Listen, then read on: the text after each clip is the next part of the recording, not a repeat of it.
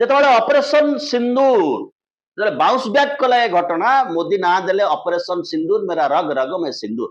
तांको रग रग में कितना सिंदूर है, ये तो पार्लियामेंट में जाके मोदी जी को समझाना चाहिए। जदि ऑपरेशन सिंदूर ना रे सबुतक क्रेडिट नवा पाई मोदी प्रस्तुत, बुझेगा पाई असुविधा कोठी अछि नरेंद्र मोदींकर। प्रथम थर सर्वाधिक मोदी अनेक बार अप्रस्तुत होइचंदी पार्लियामेंट भितर।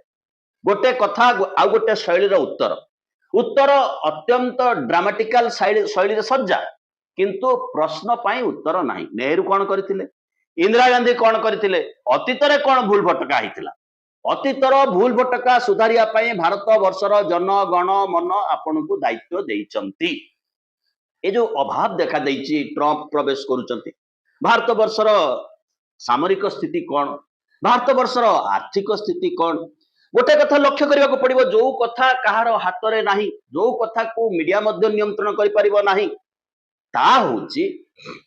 शनिवार रविवार को छाड़ दिंतु। नियमित 3 दिन गत 3 दिन लगातार 3 दिन गत काली सुधा 13 लाख कोटी टंका शेयर मार्केट रु प्रत्याहृत हो सारी। ये हूँ मोदी परिचय। जो पार्लियामेंट चलुच, अर्थात विदेशी निवेशकों आउ ये व्यवस्था उपरे कॉन्फिडेंस आसुना, भरोसा आसुना।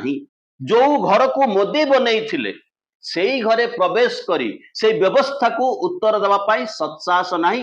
गोळे मोळे गोळे मोळे गोळे मोळे जेते कथा कहले मध्य मूल प्रश्न को आसीबा पाई केंद्रर भारतीय जनता पार्टी नुह एनडीए सरकार प्रस्तुत नुहे। ये होची प्रकृत कथा।